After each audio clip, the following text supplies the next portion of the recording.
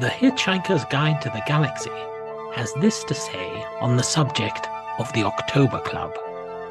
The October Club, it says, is a large wooden bludgeon used by the people of the planet Bandraginus 5 to beat away the ravenous bug-bladder beast of Tral when it tries to steal their winter harvest of flirtleberries. It goes on to say that there are other entries under the name the October Club, but none are particularly interesting or worthy of mention.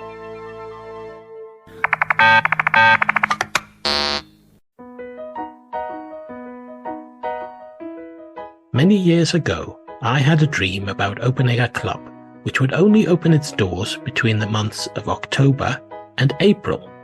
A warm, welcoming place with roaring log fires and cozy nooks where you could sit with your friends and chat about things that interest you. Well, I couldn't even begin to afford to open a club, so the dream died. But its passing is commemorated by this podcast, presenting, for the winter months, a series of cozy chats with friends old and new on topics of interest. Welcome to the October Club.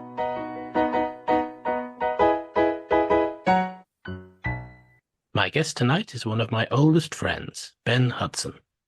We met when we were 11 years old at school and bonded instantly over things like Star Wars, Time Bandits, and the topic of tonight's conversation, The Hitchhiker's Guide to the Galaxy.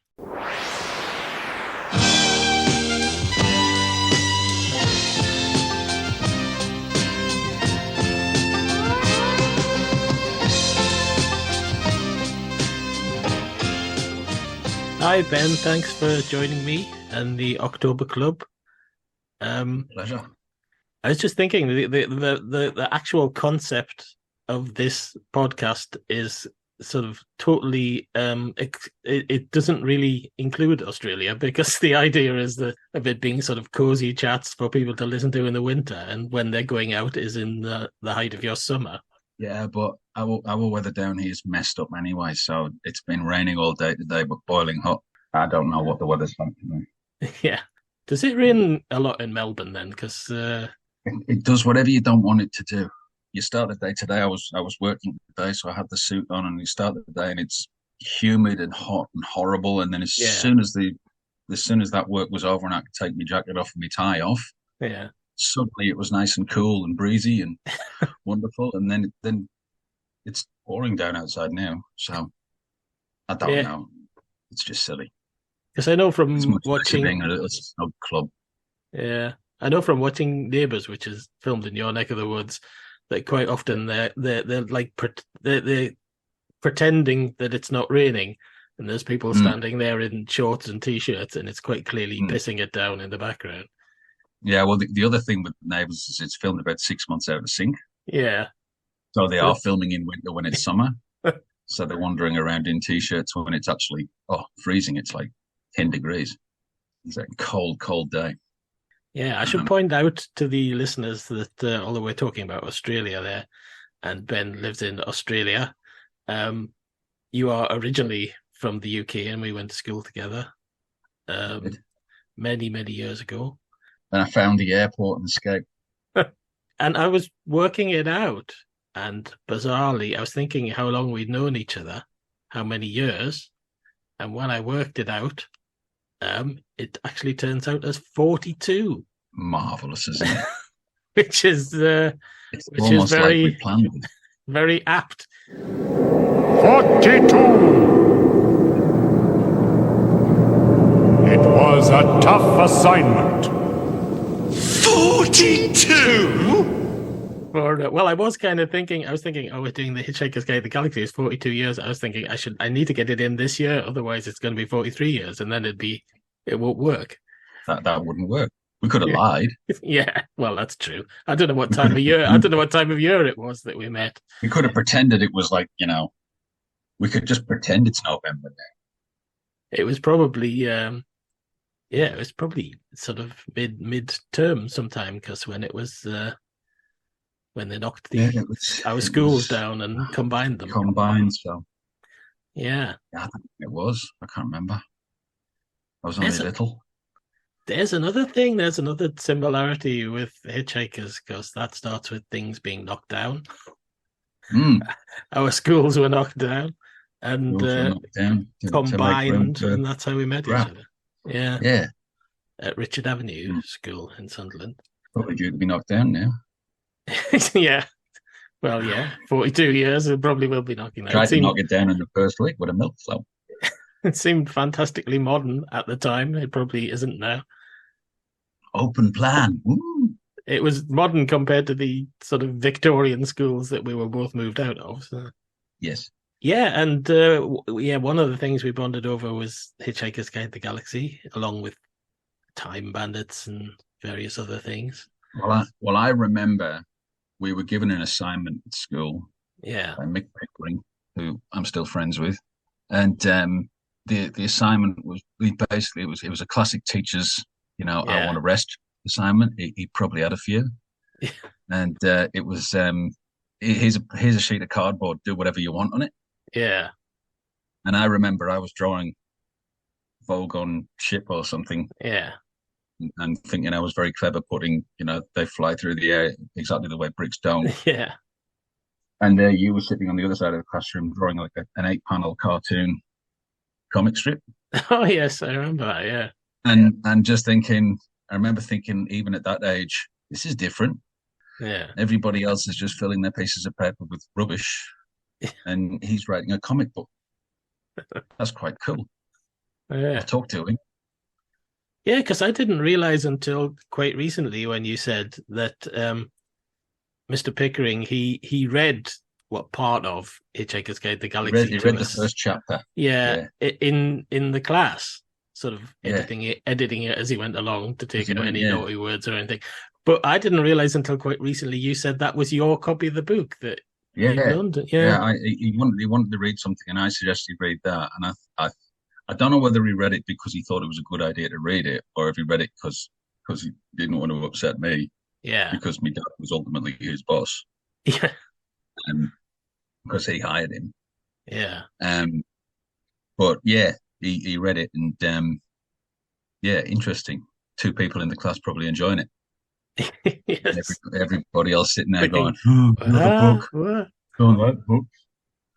I lose track of the timescale of these things, but I think that was around, I think the TV series had maybe just started.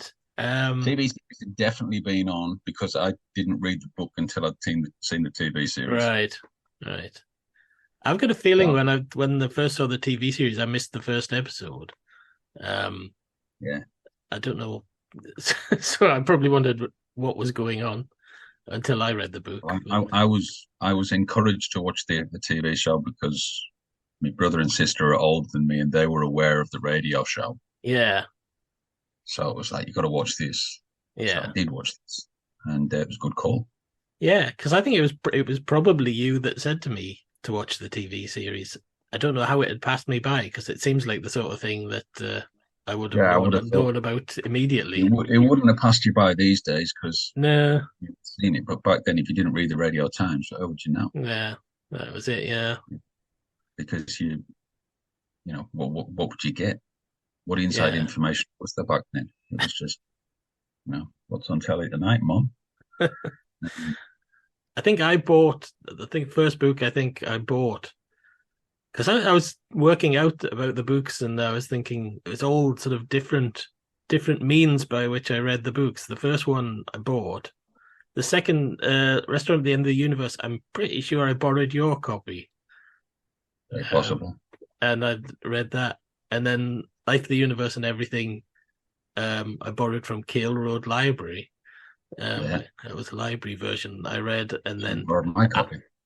I don't know why I didn't, but for some reason I remember I can't remember what I was doing yesterday these days, but I can remember specifically where I bought certain books and where I got things from that I read. It's really weird. I don't know if you find the same thing as you're getting older. Oh, absolutely. I had a neat little, not a cheat mode, but with books when I was a kid, which was my dad would buy any book. Yeah. That you asked him to buy, because he just loved buying books. Yeah. And that's why he had a library at home that was like bigger than most school libraries. Yeah. He just bought books, just, Yeah. you know, a book. He'd buy a book. He bought so many books that he had 2 copies of some books because he had forgotten he'd bought it before. So you'd have 2 Yeah, copies. I remember being at your house, and it was the first house I'd ever been to where there was like a bookshelf in the toilet. Everywhere, Yeah. everywhere, bookshelves everywhere. It was freaky. Yeah. He And just loved books. yeah. So if you were a kid and you wanted a book, you know, most kids might have to, you know, pull on their parents, you know, come on, get us the book. I just want to read the book. My dad, you just dropped a hint that you wanted a book, and boom, you'd have it in 3 others. Yeah. So I had all of the like Hitchhikers books, and to be honest, definitely read the first one. Yeah. Definitely read the second one. Yeah. I think I read the third one. Yeah. Didn't read the fourth one. Yeah. And you know, I'm sort of welded to that first book. I enjoyed the second one and the third one, but I'm welded to the first one. I know the first one inside out. I know the TV show. I know the book. I've listened to the radio show. I've seen, you know, the film. Yeah. Which was not great. I will talk about that. That's the one that interests me. The other things later on, it's like when it was about Arthur Dent, and just a bloke going through space, I loved it. But when it was Zaphod's awesome, but when it's his story, I'm just like, I'm not interested in this. Yeah, well, that was. I want to follow me through space. Yeah, Mr. Average, which is what I grew up to become, which is fantastic. See, that was the problem, I think, with like the universe and everything. Is that, I mean, you probably know this. He basically plagiarized himself from a script he'd written for Doctor Who called Doctor Who and the Cricket Men. And they in fact they released a sort of a book adaptation of that a couple of years ago, and it's bits of it are just pretty much exactly the same story. I don't know why they released the Doctor Who book, because it's pretty much the same as because people would buy it. But it was funny reading that book, because it's obviously bits of it are stuff he used in like the universe and everything. Other bits are he did a TV series with Graham Chapman called Out of the Trees. And there's a big bit about there's a bit about Genghis Khan in that, and he reused all of that in his Cricket Men script. Yeah. He really liked to kind of plagiarize himself, I think. If you go back in time and look at stuff that they were doing, that's the people, the amount of stuff they reused. Yeah. Because nobody cared. Nobody was really listening to it. Nothing was kept. It's like Roger Corman reusing all the special effects. Who's going to see it again? You know, that film's been out. It's forgotten now. What's video? And it's only when video comes out that you see Battle Beyond the Stars 12 times. Yeah, it was funny because I watched Battle Beyond the Stars just the other week for some reason. Oh, you know, you're all right. And I you're getting ready for the Zack Snyder. I remember then that kind of was it called Space Raiders or something? There was some kind of there were several cheap films that he reused those special effects. They were good by his standards. He burned the same house down in about 6 different films in the 50s as well. Yeah, I suppose talking about special effects should bring us around to talking about the Zaphod Beeblebrox's head in the Hitchhiker's Guide to the Galaxy. Oh, isn't it great? and yet the interesting thing about that is not jumping ahead of the film. Yeah. But as dodgy as his head was in that, they bottled doing it in the film. Yeah. Yeah. You know? And they probably could have done it. I assume it was because they realized that even with the modern time, they couldn't really do it, you know? Yeah. Which is silly, because 2 Sam Rockwell's has got to be better than 1. if Moon has taught us nothing. Yeah. Because with the TV series, I mean, I suppose they could have not done it then, because I mean it's a radio joke, isn't it? Really, it's it's pretty much offhand in the radio series. Oh, he's got 2 heads, and then they're stuck with that for the rest of. I kind of like that he just had that kind of semi-stoned, being on the shoulder. Yeah, rather than having because if it had been perfect, they would have had to have argued with each other. Yeah. But because it was, you know, imperfect, it Yeah, almost worked for it. It's almost like the shark in Jaws. yeah, It's the fact that it doesn't work that makes it particularly brilliant. yeah. I remember them having that thing about it on Tomorrow's World, where they were kind of demonstrating it and saying how fantastic it was, but Yeah, it really wasn't very fantastic. left a bit on Trigger's head. There's these interviews with Mark Wing Davey where he's talking about how they would say, run in a certain scene. You go, well, I can't really run because if I run, it strips all the gears on this thing and it takes them several hours to get it working again. I think generally speaking, though, if you watch that TV series, the special effects compared to maybe like Doctor Who and Blake Seven and stuff at the time were actually really good, I think. Yeah, look, I rewatched it a couple of weeks ago, Yeah. surprisingly, with this coming up. And it doesn't, it's funny the bits that don't look great, Yeah. like his head, obviously.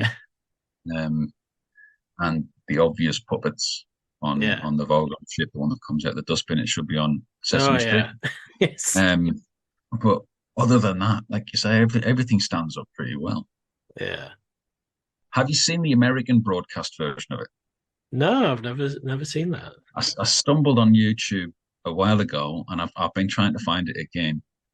Somebody had put up the original American broadcast, claimed to be the original American broadcast Yeah. of the Hitchhiker's Guide, and it was a 50-minute episode, which was the first two episodes, Yeah. but it had a few scenes missing, so you didn't get the Vogon poetry or anything about poetry Yeah. before the Vogon poetry. That's the only thing I noticed was missing. But the Vogon ships, now I don't know if this is a comment on the imagination of their target audience. Yeah. The Vogon ships had been removed and replaced with flying saucers. Yeah, right.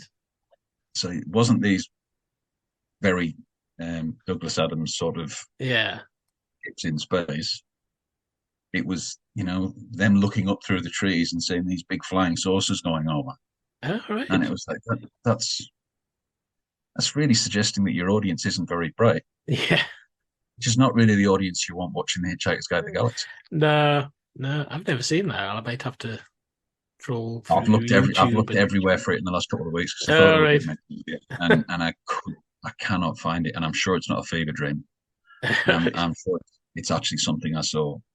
Yeah, I'm amazed that they've never. I can only imagine it must be like a contractual thing, but I'm amazed they've never, like Netflix or anybody, haven't picked it up again to do another series now. Because it's long enough after the film. Yeah. That's somebody's obviously still holding on to the rights and not letting them go. Or they learned their lesson. Yeah, yeah, And it's very hard to beat the original. yeah. Of course, the other special effects thing in that was the computer graphics. I'm doing quotation marks there that you can't actually see on this audio recording, but which of course weren't computer graphics; they were cell animation from Road Studios. Like all of the computer graphics back in those days. Yeah, Tron was hand drawn. Yeah, I love that. Just speaking of Tron, I love that thing on the documentary about it that's on the DVD, where they're talking about the programming that they had to do for the actual computer animation stuff, where they're saying there was no sort of real time. There was no capacity to see a sort of real time progress on the programming. Yeah. So basically, you just put in shitloads of code, and then waited 2 days, and it either worked or it didn't. After those 2 days, you might be just thinking, "All right, that didn't work. Start again." Right. What are we doing now, Roll? So yeah. But yeah, it's interesting that with Hitchhikers that I think that animated computer generated stuff actually informed actual sort of computer animation sort of I mean, you certainly in the early days of computer stuff you could see stuff that looked like the Hitchhikers computer stuff, even though the Hitchhikers stuff wasn't computerized. Yeah, we probably find that a lot of the programmers were Hitchhikers fans. Yeah. Programming is a very, sci-fi geek occupied world. So yeah, Yeah. It would make sense that they're all sitting there going, let's make this look like that, and it'll be a circular time thing. We'll create the Hitchhiker's Guide to the Galaxy because we saw the Hitchhiker's Guide to the Galaxy. Well, he was really into his computers, wasn't he? Douglas Adams. He had the very Apparently early he was Macs. a little bit ahead of his time. Yeah, I think he did. Maybe I'm making this up, but he had something to do with one of the old those sort of text games that there used to be in the early days. Yeah, I actually in preparing for this, he'd go on a little trove through YouTube, and I saw him on a Nationwide or one of those news shows with them explaining the amazing new technology of text computer games, and he was on there showing them through how you can play the Hitchhiker's Guide to the Galaxy and it can go all these different ways, and it's amazing. And it was like, I'm sitting there thinking, I reckon I could program that now. Yeah, because it's basically just a sort of choose your own adventure book in with computer a few form. options, with a bit more color. Yeah. Some sounds that go beep. Yes. Because I remember back in the day, you had a computer. It must have been mid-80s or anything, where not that many people had a home computer. I remember you having very, very early. Again, it was one of the advantages of my dad. Yeah. We weren't rich, but you could twist his arm very easily for anything that was educational. Yes. And he could get a lot of stuff from work because he worked for the education department. So we had a BBC bid very early on. And then my uncle as well worked for somebody. So we got a Sinclair ZX81 right at the start. Yeah. Which was fantastic because it had two colours. No sound, no nothing. I remember going to your house and kind of lunch breaks from school because we used to kind of go to your house. And I remember you sometimes trying to sort of load up games and things. And 15 minutes worth of loading and it still didn't. You might get like about a minute of it actually working before we had to go back to school. Time to go back now, yeah, it's different. Sometimes try and introduce my kids to older things, but I've never tried to introduce them to old computer games. Yeah. The furthest I've got back with my son's probably Amiga, Commodore Amiga stuff, which would have been around about 1990. Yeah. You just lapse at. It would have been like somebody trying to. Well, I was going to say it would have been like somebody trying to show us silent movies when we were kids, but I think we did actually watch silent movies. We would have watched silent movies. We would have watched Harold Lloyd and things. Yeah, it's a funny thing talking about showing people old things. Yeah. Because I'm increasingly realizing as I go past the 50 and stuff. Yeah. When I'm showing my kids movies from the 80s, it would be the equivalent of our parents showing us films from like the 40s. Yeah. Which they wouldn't have done. Yeah. Why would you want to watch The Maltese Falcon when you're 15? Yeah. Yeah, I've sat and watched everything from the 80s with my kids. Yeah. It's been a great source of, it's been a second childhood for me because I've been able to show them all of this cool crap. Yeah. Funnily enough, they've never watched the Hitchhiker's Guide to the Galaxy. Yeah, right. And I don't know if they ever would. I've dropped hints with my son and he's not interested. Not even the film? I think he's seen the film. Yeah. I don't count the film. No. I think he's seen the film, but he's never seen the TV show. And it's weird because when he had that spell where he went through being a Doctor Who nut, which was basically David Tennant right the way through Matt Smith. Yeah. He just loved it. Yeah. And obsessed over it. Partly due to you. Yeah. Never was able to swing him over to any of the other sort of BBC sci-fi stuff. So never got Hitchhiker's Guide, never got Red Dwarf. Yeah. I think I've got him through the first episode of Red Dwarf and it was just kind of a smile and all right. Yeah. But no more interest than that. Yeah. But 80s films, American. Yeah. Loves them. It's weird because with you saying about some time and that, it's like when we watched as kids, you would watch Laurel and Hardy on the BBC because there was nothing else on, Yeah. Now I watch them because I like them, but at the time it was because there was nothing else on. But and you think if you were watching that around the time Star Wars was on, that was the same age then that Star Wars is now. Yeah. Which just seems incredible. Yeah. It's scary, Paul. Yeah. Getting old.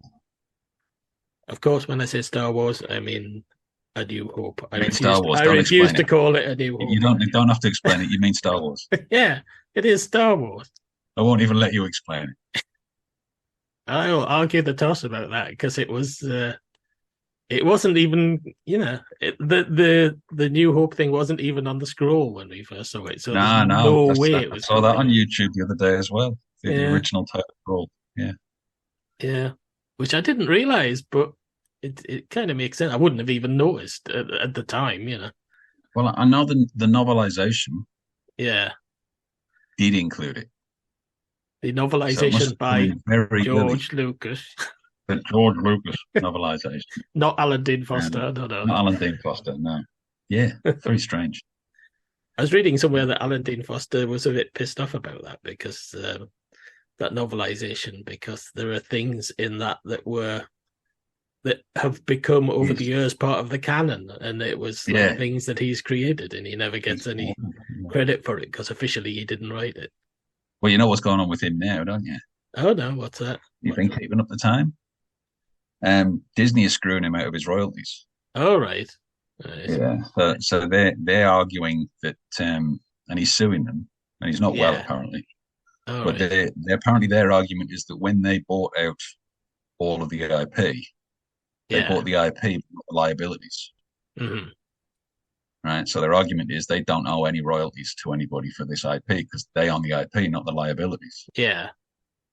So he's not getting any royalties from any Star Wars stuff associated with what he wrote back in the days now. And if they can win that case, it would technically mean that any publishing company can just sell their library, their catalog to themselves, set up a new company to that company and get rid of all the liabilities. Right. So yeah. I think he's been quite badly done by generally Alan Dean Foster, because I remember kind of first seeing, I've almost certainly said this to you before, but I remember first seeing Avatar and thinking, this is just Midworld. It's his novel Midworld. You're not suggesting that most Jim important rip off another author. Alan Ellison, I'll have a chat with you about that. Yeah. I was watching The Abyss a few weeks ago as well, and there was I can't remember what it was, but I kept going through that and thinking, well, this is from such and such another film, and this is from something else. There was a few bits in that I thought, this really kind of borrows from a few things. I'd never noticed it before. But he borrows a lot. Yeah. He does it very well. What did you think of, I'm going well off topic here, but what did you think of the second Avatar film there? I hadn't seen it. You know? No, it was funny. What my son wants to see, even though he's 20 now, that's scary. What he wants to see often informs what I see. Yeah, I basically don't go to the movies now unless I go with him. Yeah. But we still go together quite a lot. Yeah, and he was not interested in the slightest in going to see that. Yeah, and I was going to buy him tickets so he could go and see it in IMAX. Yeah. Because if you're going to see it, you got to see it in IMAX. Yeah. And he was just like, no. Well, why would we waste the money on that and a trip into the city? And so we never went to see it. And I don't feel like I've missed anything. Yeah. Because I still remember going to see Avatar, and everybody were raving about what an amazing spectacle it was. And I went to see it on my own because I'm sad and fell asleep. Yeah, I was never kind of as knocked out by Avatar. I never saw Avatar for ages. I eventually saw it on DVD, and certainly never saw it on the cinema. And it seemed ages afterwards that I actually saw it. Yeah, and once again, it was another one of those ones that I've shown my son a huge number of films. Yeah, he's never come out and sat down and watched Avatar. I know he's seen it, but he's never come. He never came out and watched it with me, which doesn't really make sense with it being a big science fiction film because he likes the same stuff as I like. Yeah. So he loves that, throwing loads of machines and loads of special effects, and you'll be happy. Yeah. No, it just didn't do it for him. It's very strange. I think they're gonna. I don't know. I'd be tempted to think they're gonna lose money on doing 5 or however many they're gonna do, but you never know. I can't see how it can retain the interest because everybody's just made fun of the second one, basically. Yeah. So it's strange to think that they'll be going again next year, and they'll be going again the year after that, and again the year after that. Yeah. Because it doesn't seem to have a lot of legs. Yeah. Because ultimately, I think directors can, no matter how famous they are, they can say, "Oh, I'm going to make 10 films in this series," but ultimately, if the studio aren't making money, they're just going to go, "No, we're not going to give you any money." He's done it very cleverly though, because by committing to spending half their money before they even get to see the films. Yeah. So I mean, he's already half made the next 2 or whatever because they're filming all in one go. Yeah. So by the time they find out they're losing money, he's probably spent the next load of money. So unless they do another Batgirl write-off, and just decide that Avatar 6 doesn't need to be seen. Yeah. And then jump straight to Avatar 7, the search for Avatar 6. Just some footage sitting around somewhere unfinished. Yeah.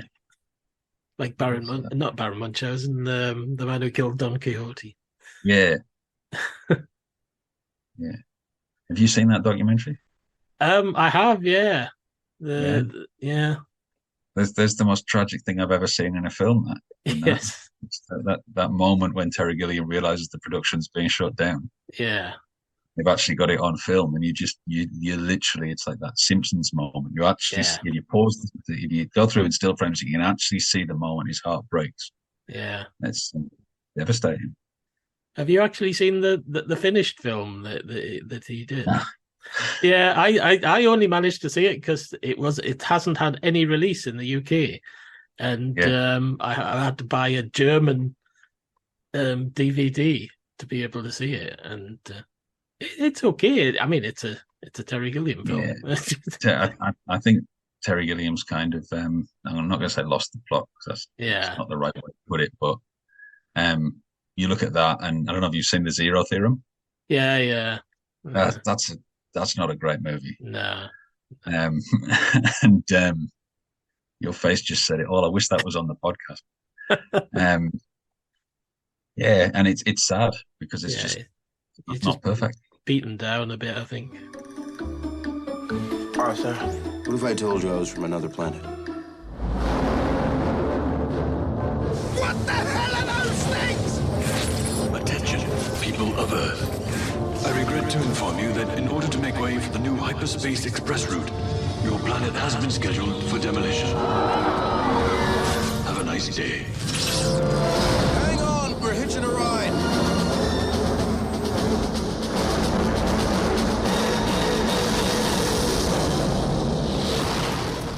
We should probably talk about Hitchhikers for a change. Yes. I mean, we have gone we've bounced off it a little, which I think was kind of inevitable. But I suppose it does bring us around to talking about the Hitchhikers movie, because we were talking about movies. So that's something that I went to see on my own. I'm pretty sure I went to see that on my own. Yeah. I think before my son would have been interested in going to see a film like that. Yeah. And I should say, for all the ODs and disappointing, I enjoyed it. Yeah. But I just didn't think it was. I can't understand the concept, and this is like really showing me age.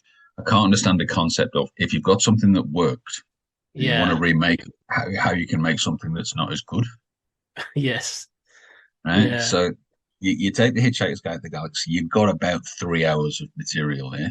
Yeah. TV show. So if you just trim it down, just trim, just edit, you could pull that down to 2 hours 20 probably. Yeah.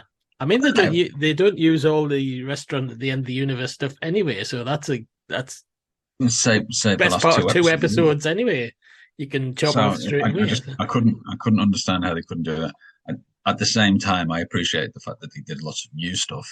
Yeah, which was in the spirit.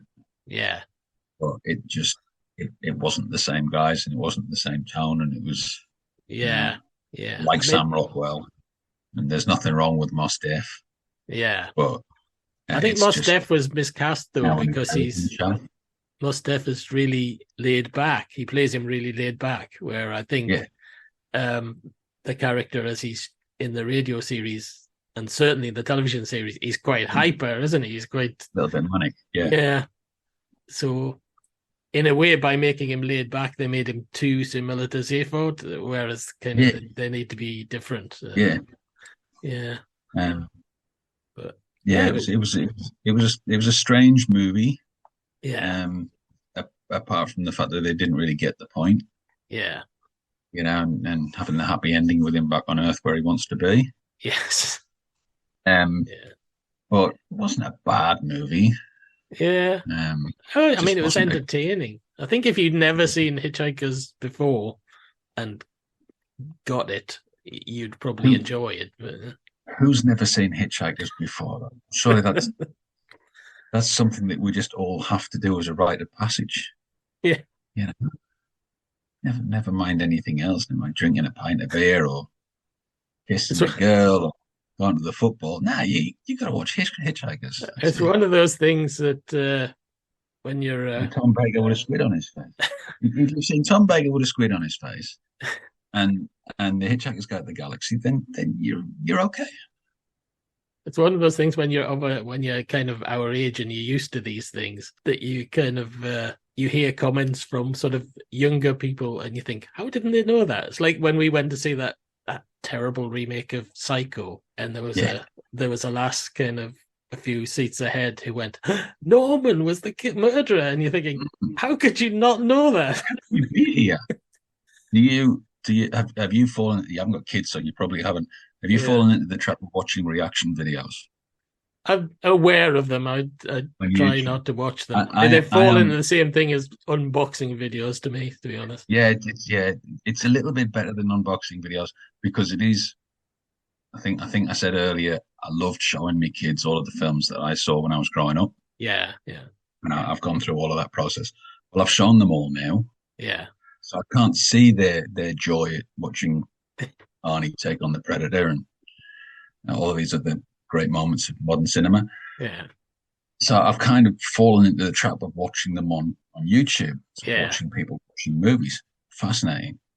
But watching them react to music is a real eye-opener when you realize my kids, and I haven't sat them down and said, listen to this, listen to this, listen to this, but they'll be sitting in the car singing along the 1970s and 1980s stuff. Yeah. And I'm going, how do they know this? Yeah. Have you heard this song? And they'll be word perfect on them. So they've heard them a couple of times. But I watch these predominantly Americans, but there's a lot of English as well. Yeah. Listening to songs that, how can you get through to 21 without having heard Stairway to Heaven? Yeah. Or Comfortably Numb or, whatever. But they haven't. Hotel California. Yeah. How can you get through to 21 without hearing Hotel? But they haven't. Radio is less of a thing now, isn't it? So I suppose it's... Exactly. So... You don't have that background exposure. Yeah. I don't think my kids have ever listened to the radio other than in the car on the way to school. Yeah. I was saying this just recently when I was doing the Monkeys thing with Nikki. I was saying about the Beatles. When I got into the Beatles, I kind of listened to sort of compilation albums at first and thought, I know all of these songs. And it was just through general exposure when we were kids that they were always on the radio. The Beatles split up in the same year we were both born. So they weren't around, but the music was kind of in the background all the time. But it was also a form of intellectual property naivety. Yes. Because you remember, back in the 70s, you used to have TV shows just on the BBC. Yeah. Which would have a Beatles song Yeah. as the opening song Yeah. because the license was nothing. Yeah. So the holiday show had "Here Comes the Sun," Yeah. Yeah. and you go, "There's no way a TV show now would be able to license a Beatles song just as the opening theme music.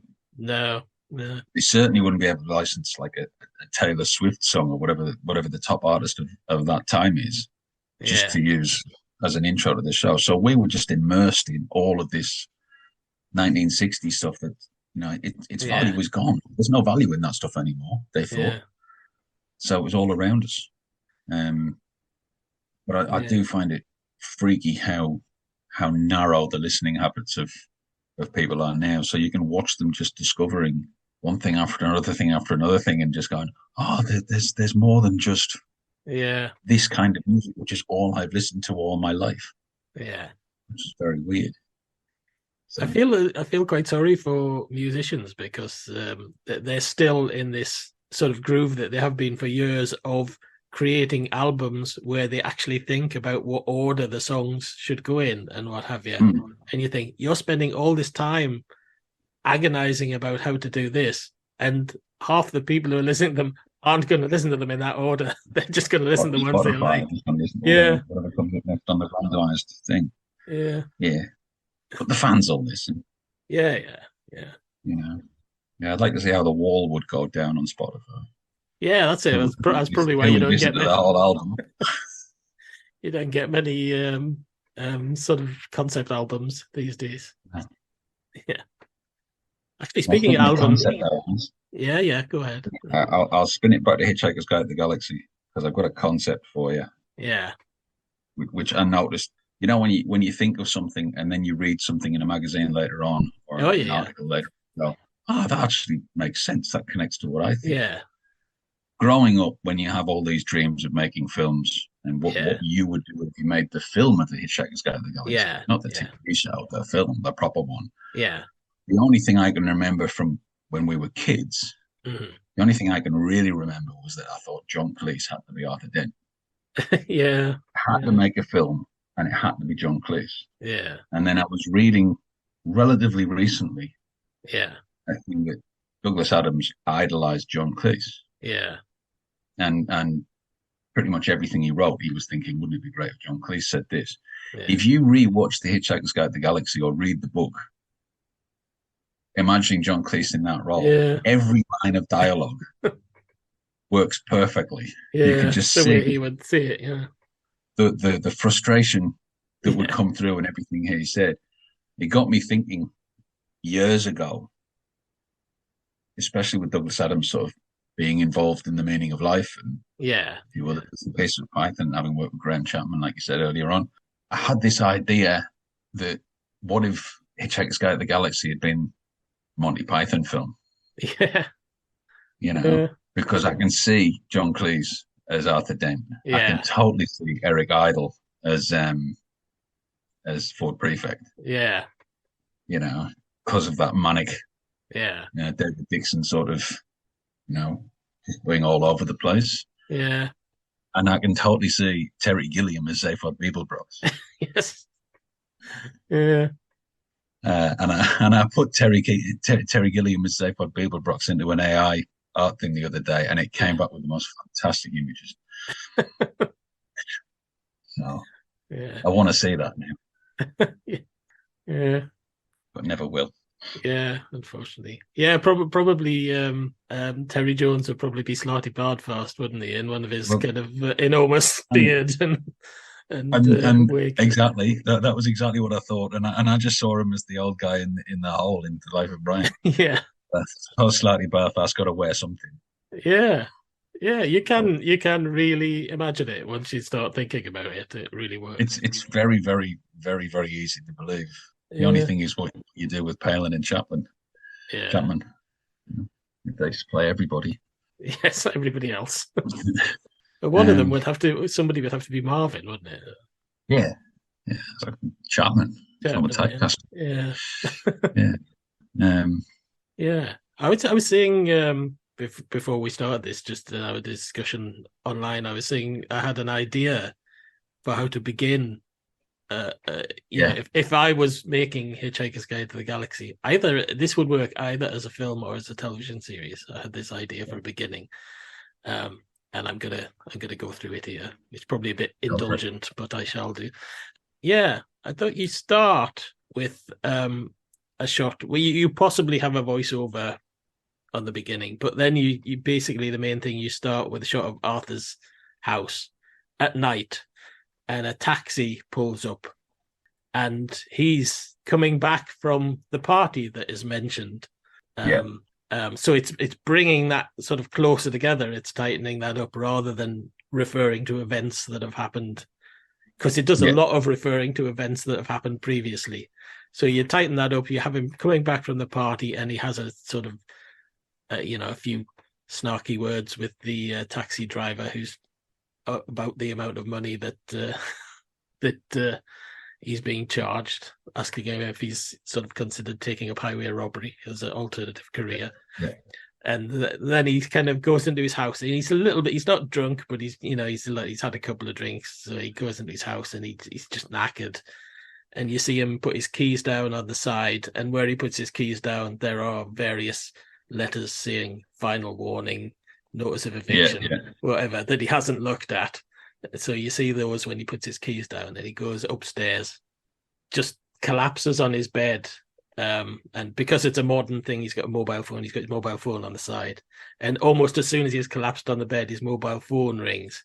And he's like, "What? Who's this?" And he just picks it up, and it says Ford Prefect trying to ring him, and he's just like, got a look of, I haven't got time for him now.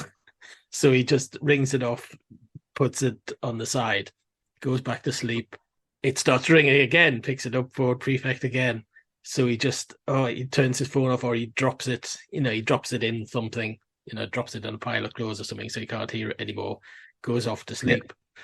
And then the next thing he's woken up, and, he's a bit hungover, and there's all this noise outside, and he's going, oh, and then he goes to the window, sees a bulldozer. And from then on, it's more or less the same thing.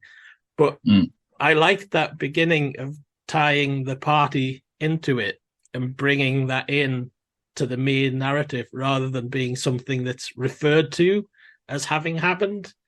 I just like that. I don't know what you think of that, but I thought that was a good way to start it.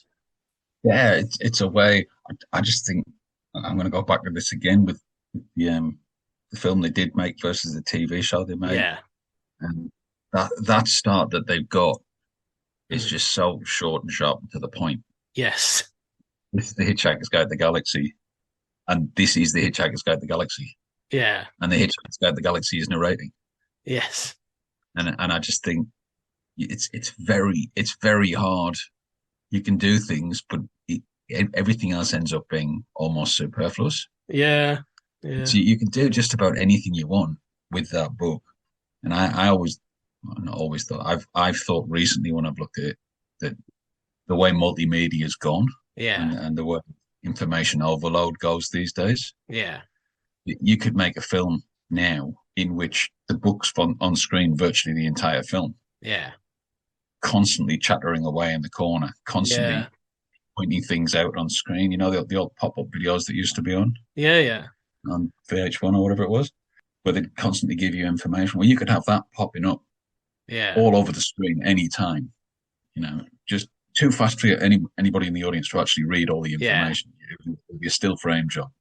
10 years later, people would still be pulling information out from, that's so-and-so, and that's this and this. You could just have so much fun just playing with the concept of information without ever interrupting the flow of the story. Yeah. I was thinking you'd need to do the guide differently as well, because you can't just have it as it's just an iPad, isn't it? Now that's all it is. It's almost it's kind of sad, but it's almost to the point where it would have to be a virtual. Have you seen the Guy Pearce Time Machine? Oh yes, yeah. Movie. The bit where he ends up in the museum there, and the guide starts talking to him about stuff. Yeah. It would almost have to be like that. Just it's very helpful, but completely disconnected. Yes. The temptation would be to have a virtual character standing next to him, explaining everything, chatting with him, but to have it being disconnected, so it's clearly not talking to him. Yeah. Almost like an AI chatbot. where you kind of talking to it, but you know it's not actually talking to you. Yeah. Very confidently answering the question it thinks you've asked. Yeah. But it doesn't really get the subtle nuances of, anything. Yeah. And I don't think you've ever taken the piss out of an AI. Start having a chat with it and taking the piss out of it, seeing if it actually notices you're being sarcastic. They never do. They don't do sarcasm. No. And me being me, that's all I do. It's like sometimes you sort of talk to them and you're trying to be sort of colloquial, and they're not getting what you're saying. You think, right, I'm going to have to phrase this in a incredibly literal way so that this thing understands what I'm saying. Yeah, it's like Lister talking to the tea machine. Yes. Yeah. You just got to spell it out for them sometimes. Yeah. But they will be in charge one day, so let's not be nasty about them. Yeah. They are recording this. So yeah, I think with Hitchhikers, I think Peter Jones was the sort of perfect person to do that voice, because certainly for you're talking about the early 80s, but just coming out the 70s, that was the kind of voice of information, wasn't it? And like very, very sensible. Yeah, very, that was one of the things they got right with the movie. I don't think you could have done better than Stephen Fry. Yeah. Just because it is that very polite public school. Yeah. Sensible. You can trust this voice. This is trust me. This is a friendly. He's sitting by the fire. Yeah, I read a list somewhere of all the people that they'd seen about it, because they didn't go straight to Stephen Fry. Surprisingly, they had a whole list of people that they tried. One of whom was Oliver Postgate, the guy that did the narration for Bagpuss. And you're just thinking, that would have been very, very different, but it would have been interesting. It would have been quite strange. Yeah, I didn't know that. I like the movie, but it does have its problems. I think some of the music is a bit. I don't like the big kind of song and dance number at the beginning. I understand why they did it, but not song and dance, because there's dolphins. They're not dancing. Yeah. Song and swim. I'm not a huge. I'm not a huge fan of that, but I kind of understand why they did it. But yeah, I think it's wanting to differentiate themselves and show they're not doing what I said they should do. Is that we're not just remaking the show. We're bigger and better than that. We're cleverer. Yeah, we've got a bigger budget. Yeah, although they did have a bit of Journey of the Sorcerer, didn't they? Yeah, at the beginning. But not at the very beginning. It's like 15 minutes in when they actually get the titles. I always remember with that song, it's not a song, that tune, Journey of the Sorcerer by the Eagles. My dad had an Eagles album, One of These Nights, which is the album that's on. And I had no idea that it was anything other than just a TV theme. Yeah. And I remember him playing that album and thinking, that's the Hitchhiker's Guide to the Galaxy music. Yeah, I remember having the same experience with them. Completely forgotten their name now. Fleetwood Mac. Yeah. And the Grand Prix music. Yeah. I didn't know that was the middle part of a song. Yeah. That's the Grand Prix music. Where's Murray Walker? But now and that song is on quite heavy rotation on the radio station I listen to in the car at the moment. So every time that song comes on, it's great song. And then suddenly it's saying boom, ba-da-dum, ba-da-da-da-dum, dum. Oh, here we go, Grand Prix goes. Can't think any other way. Yeah, it's like I had from it's a few years ago now, because it was I got a CD from a record library when there was still a record library near here. Near place, the camera. And it was music by the Radiophonic Workshop, the BBC Radiophonic Workshop. Yeah. And it was all different. It wasn't like Doctor Who stuff. It was all different stuff they'd done for shows, pieces they'd done over the years. And there was this one piece that I didn't recognize, like 99% of it. And then at the end, it just goes, dee-dee-dee-dee-dee-dee, da-da-da-da-da-da. And I thought, that's the end of John Craven's News Round. They only used that little bit on John Craven's News Round every time. That you didn't need anything more than that John Craven's News Round. That's got nothing to do with Hitchhikers, but never mind. Everything to do with Hitchhikers. I connect everything. I think it's all organic. I connect everything from that era. Yeah. That's like one of those years. 11-year-old is one of those years. You're going from the little school to the big school, and it's a moment. So everything in that particular era. So whether it's John Craven's Newsround, what was going on with Doctor Who at the time, Hitchhiker's Guide to the Galaxy, because I might have my years wrong here. It might be an old man's brain kicking in here, but I seem to remember the young ones came on TV in our first year in secondary school. I think possibly, yeah. And the comic strip and all of that kind of stuff.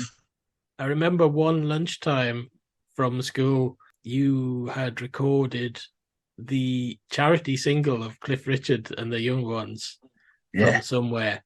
And we watched it about a dozen times. We just watched it one time after the other. That would have been a couple of years on. Yeah. But I remember, though, that it was the original sort of innocence into non-innocence. Yeah. 11 years old was Hitchhikers and Doctor Who and John Craven's News and Blue Peter and, Tomorrow's World and all of that kind of stuff. Yeah. And then the next year, it was suddenly we were in secondary school and there was the Young Ones and the comic strip on TV. Yeah. It was just like, it was a different world. Yeah. And you're not going to watch John Craven's Newsround anymore. Yeah. You got Rick Mayall.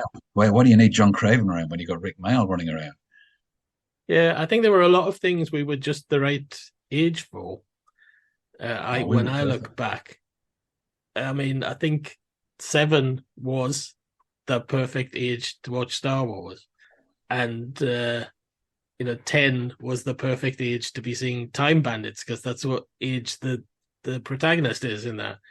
So which is probably why two middle-aged blokes are talking about Hitchhiker's Guide to the Galaxy now. Yes, we were the perfect age for them. He was younger than us, but it's that kind of like, I wish something would happen. Yeah, it's a funny thing. Yeah, it's a funny thing because he was writing it from the perspective of a kind of whatever he was then, 20-something-year-old man. It's not aimed at kids at all, but it just seemed to have this incredible appeal to people who were the age we were at that time. Yeah. And I think older. Yeah, and especially I think it appealed if you had grown up watching Doctor Who. Yeah, and things like that. It's not like there was a lot of spaceship options on TV. Doctor Who, Blake 7, and Space 1999, and then you were kind of running very thin on the ground. Yeah. Star Trek hadn't been around for 20 years. No, it wasn't. God, we were young, 15 years. Yeah, and we were. The movies certainly weren't, inspiring any great love. And then suddenly Hitchhiker's Guide to the Galaxy comes along, and it's just like, yes, science fiction. Yeah. And it's funny science fiction. Yeah, because I think I mean there's a definite sense when I look back that both that and as we mentioned, Time Bandits kind of sort of opened something up to me that you could have sort of science fiction that was funny. Really, after that, when was the next one? The next one probably wasn't until Red Dwarf. Red Dwarf, probably. Yeah. Did anybody did anything that was genuinely? Yeah. This is BBC standard TV. Yeah. I don't mean to beat down on the BBC standard, but TV in the 70s and the 80s wasn't high budget. No. And you probably won't suffer from this as badly as I do because you've always watched old TV. Yeah.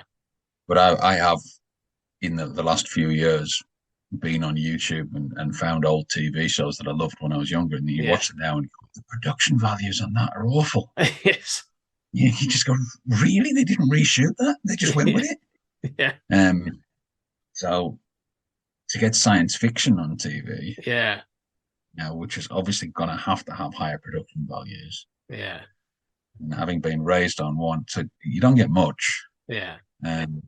So you grab onto anything you do get, but Hitchhikers kind of showed that you could do science fiction that was funny. You didn't have to have a studio audience to convince people when they needed a laugh. Yeah. It could be clever. They tried it with a laugh track. Did you know that? Did they? Yeah. They recorded a laugh track with an audience that were there for something else, and they showed them the first episode and they recorded a laugh track, and it just doesn't work at all. It's just... There's a suspension of disbelief. If you're watching a show that's set in somebody's front room, you can almost kind of believe that there could be a few people in that front room watching. Yeah. You know? if you're watching Cheers, is filmed in front of a live studio audience, you can kind of go, yeah, there could be a live audience there. It can't be a live audience in the hold of a Vogon constructed thing. Yeah.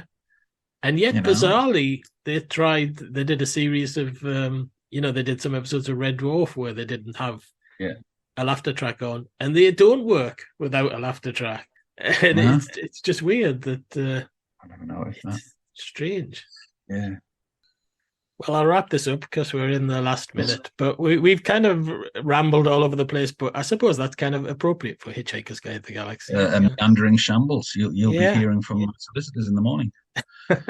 So I'll thank you again, Ben. And no problem, mate. We'll catch up again some other time in the other corner of this club. Yeah, if I'd realized Zooming like this was so easy, I'd have done it earlier. So. Well, there you go. Problem. It's only been 23 years since I left, Paul. It's about time we had a Zoom.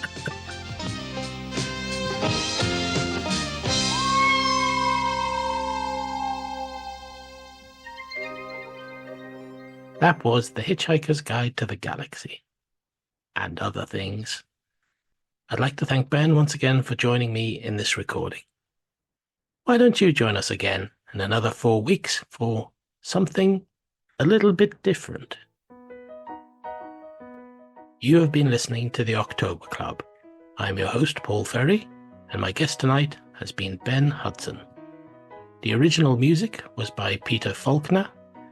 The show was produced and edited by Paul Ferry, and written with the aid of a digital writing system, whatever one of those is.